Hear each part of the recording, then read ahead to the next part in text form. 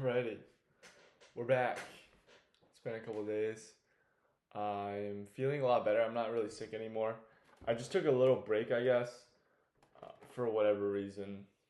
Don't really have an excuse to be honest. I just been doing some other stuff, I guess. Like I've been doing my interview grind and whatnot. But yeah, wanted to get back on this. I have a little bit of time today, so wanted to kind of debrief some of the things that I've been reading, some of the things that I've been learning.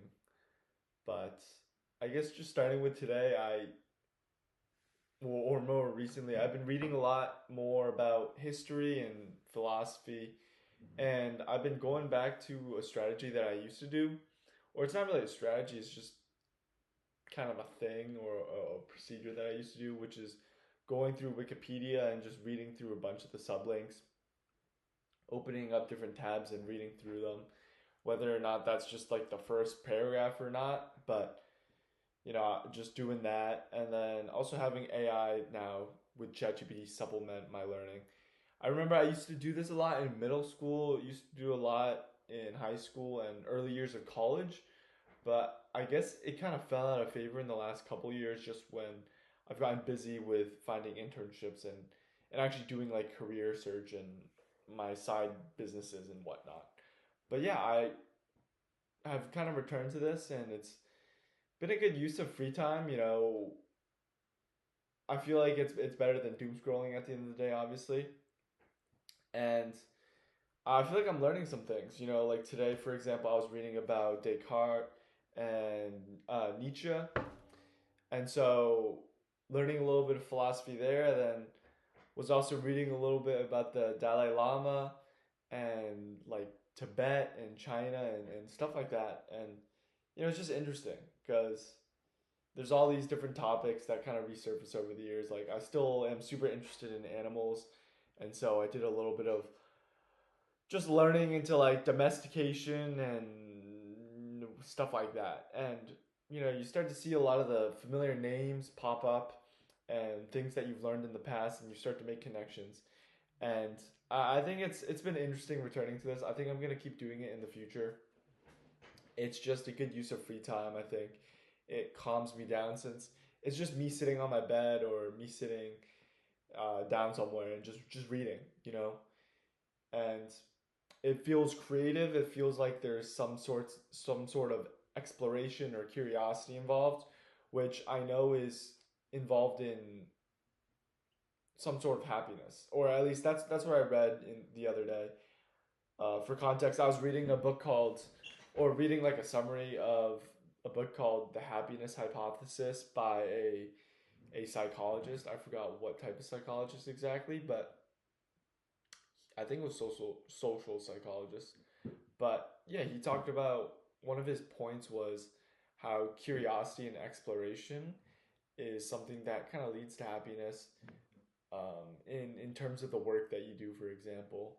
And so I've been trying to bring that a little bit more to some of the stuff that I've been doing, try to change my mindset towards my work into more of one that's more creatively focused and one that's more, yeah, I guess based on curiosity and exploration, right?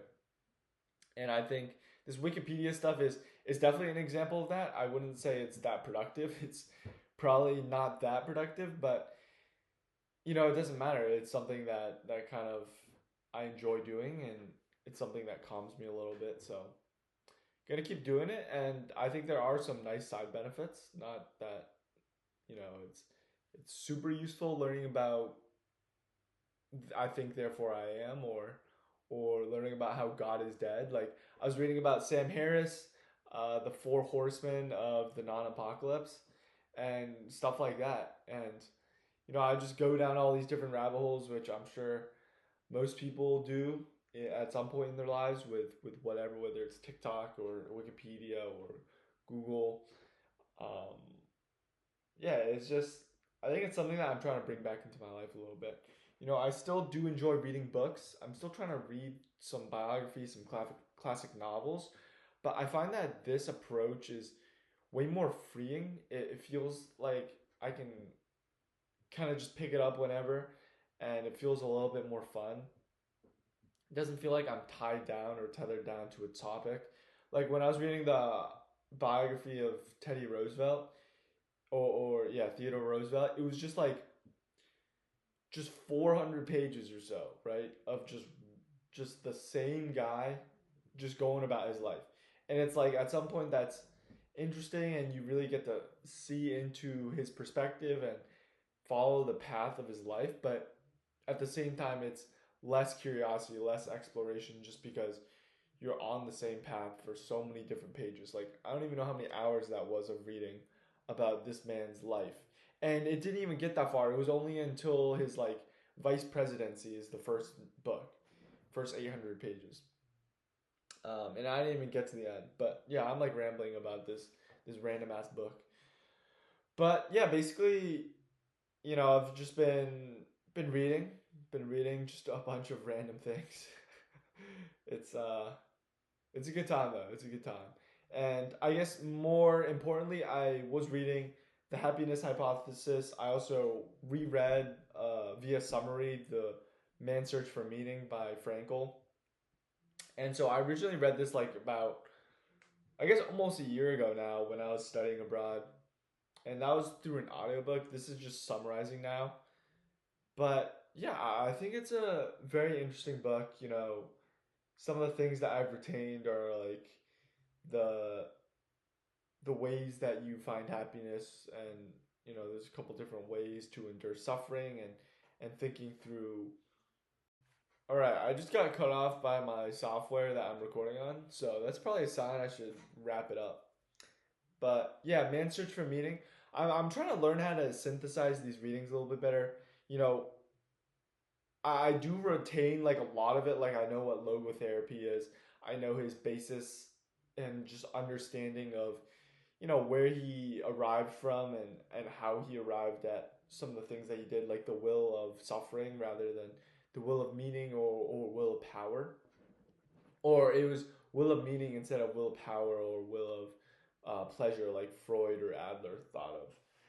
But I guess some of the more nuances, some of the more detailed stuff, I gotta kind of practice my retrieval of, and just make sure that I have retained it over time. Um, there's so many books in the past that I've read, or kind of summarized, and I just don't really remember any of it, and it is super disappointing. So I think recently with this thing that I learned about Memory Palace, I should start to use it to kind of focus on these books. I think it's one of the probably the best use cases for Memory Palace that I've come across. I can't really think of too many others, and I asked ChatGPT to kind of brainstorm with me, and this is pretty much what it came up with. So, gonna use it for books and remembering stuff. Probably gonna use it for quotes and just passages in general. I think it will be a good practice for Memory Palace, but also beneficial to remember that kind of stuff. My recording software is glitching out hard, so I'll kind of wrap up here. But um, I think the last thing I wanted to talk about was just I need to kind of reframe these videos a little bit and have a little bit of an organized setup. And I've talked about this in the past, but it's come to my attention that things haven't really changed enough, and there's not enough structure still. And so I'm gonna sort of start to separate my Substack and the YouTube channel a little bit. I think this YouTube channel will primarily be my go-to, just because I prefer speaking. It's a little bit easier than sitting down and writing, since that requires more of a setup. But um, what I wanted to say was that I want these videos to be a little bit more focused in nature. So I'm gonna scope down in some of these episodes in the future and really talk about some of the individual things that I learned. So if I go through a day talk or learning about like humanism, or I don't know, like atheism, or like what I learned today about the anti-theism stuff with the four horsemen, I think that's something that I might go down a little bit deeper into, try to kind of actively recall those concepts that I learned and explain them, and as a result also provide some value in some of these videos, because right now it's still just rambling. There's no structure, there's no clear intent or purpose to these videos. So I think this would help a little bit.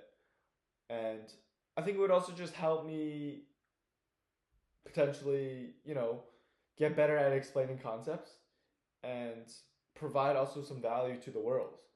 Maybe eventually I get good enough at All right, my recording thing keeps glitching out, but yeah, basically just eventually potentially get good enough at explaining stuff that they could actually be some YouTube videos, like actual videos. These aren't videos right now. These are just daily journals.